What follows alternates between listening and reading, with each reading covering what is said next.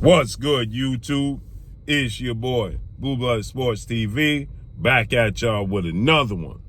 So, 4-division world champion, superstar boxer, who is widely acknowledged and recognized as one of the faces, if not the face of the sport of boxing, Saul Canelo Alvarez. Saul Canelo Alvarez is the undisputed super middleweight world champion. Saul Canelo Alvarez has a record of 60 wins, 2 losses, 2 draws, 39 big wins by way of knockout.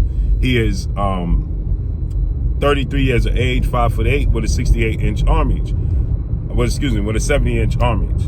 With that said, Canelo Alvarez recently did a golfing tournament in charity, and Canelo Alvarez was obviously asked about fighting undefeated, 2-time WBC super middleweight world champion, Mexican Ecuadorian superstar boxer, the Mexican monster David Benavidez. To which Canelo Alvarez, he stated that once he fights and beats David Benavidez, who is now 28 wins, no loss, no draw, 24 big wins by way of knockout, 26 years of age, 6'2" with a 75-inch arm reach, and he's coming off the biggest marquee victory of his career, November 25th, where he took on and defeated and dominated then undefeated 2-division world champion superstar boxer Demetrius Boo Boo Andre. Dominated him, stopped him in the 6th round. Prior to that, fought Caleb Plant and was on his way to stopping him, but Caleb Plant did a lot of excessive holding in the second half of the fight and was able to survive to the 12th round. Nonetheless, he has 2 marquee victories. He's the WBC, World Boxing Council President Mauricio Suleiman, and board of 32 members, mandatory challenger for Canelo Alvarez, who's the undisputed champion, WBC champion. He's his mandatory, right? And so with that said, he's calling for this fight with Canelo. He's been calling for this fight. He's been considered, that being Benavidez, the best super middleweight in the world since before Canelo Alvarez made 168 pounds his home. David Benavidez was been considered since he beat Ronald Reville in 2019. I believe that was 2019. It might have been 2017 when he beat Ronald Reville. He's been considered the best super middleweight in the world, David Benavidez was, right? So with that said, he's been calling for this fight with Canelo Alvarez. Canelo Alvarez has been strategically maneuvering around David Benavidez. And Canelo Alvarez, right, is a great fighter. Canelo Alvarez in this interview states that everybody's pushing David Benavidez towards him. But once he fights and beats David Benavidez,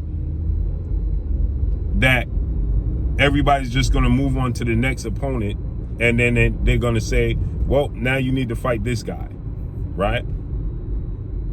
So he's saying that he hasn't had discussions. Obviously, he historically fights on 2 dates, which is Cinco de Mayo weekend, which this year is May 4th, the first weekend in May, and he historically fights in Mexican Independence Day weekend, which is the 2nd weekend in September. It looks like Canelo Alvarez is going to fight David Benavidez in September, more than likely. If he does fight David Benavidez, it'll be September, okay?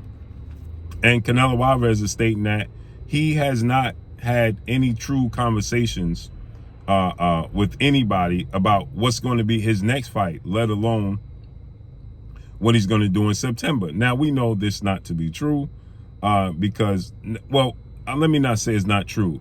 We know he has an heir, and we know that his trainer in Eddie Reynoso, well-renowned 2-time trainer of the year, future Hall of Famer Eddie Reynoso, is very conscious of who they're going to fight next.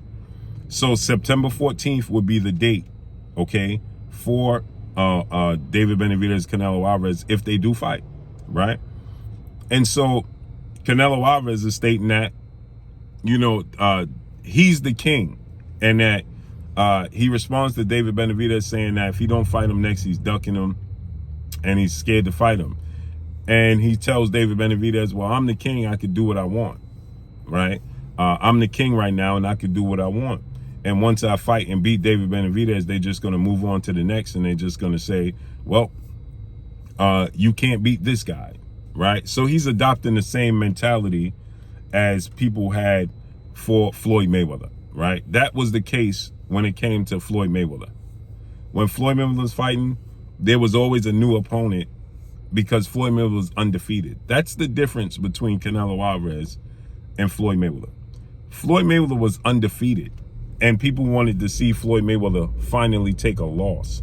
So they continued to come up with different opponents and different style opponents to pit against Floyd Mayweather and say, well, Floyd Mayweather can't beat this fighter, right? That's what they consistently did because they wanted to put Floyd Mayweather in a position where he had the best chance to lose. In the case of Canelo Alvarez, he has questionable wins on his resume, to be truthful. And Canelo Alvarez already has 2 losses and 2 draws. He has blemishes on his resume. His resume is not clean. He lost to every round of Floyd Mayweather himself. He lost all but 3 rounds. He got dominated by Dimitri Bivol. He arguably lost to Erislan De Lara, questionable win there. He arguably lost the first fight and the second fight to Gennady Triple G Golovkin. He has 1 draw and 1 victory there, right? So he has questionable fights and questionable wins and questionable victories on this. So his resume is not clean. When it came to Floyd Mayweather's resume was squeaky clean. And so because Floyd Mayweather didn't have any losses on his resume, people continue to come up with a different opponent. Hey, we want to see you fight Canelo Alvarez. He fights and beats him. Well, you can't beat Manny Pacquiao. He fights and beats him. Well, you can't beat X fighter X. It continued to go on. When he beat Oscar De La Hoya, well, you only beat Oscar De La Hoya because he was over the hill, but you can't beat Ricky Hatton, who had just stopped Costa Zoo. He beats Ricky Hatton. Well, you can't beat, Manny Pacquiao. You understand? So the goalposts continued to move for Floyd Mayweather because his resume was squeaky clean. When it comes to Floyd Mayweather and Canelo Alvarez, that's where the difference lies. But I will say this: Canelo Alvarez's star status, his stardom, and his popularity is to the point where people do want to see him lose. But the facts remain is we already saw him lose, and we saw him have questionable wins and draws on his resume. So the jury is not out. We know he can be beat. But in the case of David Benavidez, it's not if he can be beat by David Benavidez. It's that the people want to see a massive fight with him and David Benavidez. It's not that people want to see him fight David Benavidez because they want to see if he can lose to David Benavidez. That's not the case. The case is they want to see him fight David Benavidez because they want to see David Benavidez style against Canelo Alvarez style. Period. Right? And so with that said, you're going to get people clamoring for this fight. It's a massive fight. Now, Canelo Alvarez says that he's the boss, he's the king, he's the champion, and he could do what he wants. Now we have to see the WBC, President Mauricio Suleiman and that board of 32 members make a decision. Because if that's the case, what's the point in having the rules that they have? If Canelo Alvarez can just strategically maneuver around David Benavidez and keep the titles because he's the boss, then what's the point in having a mandatory rules in position?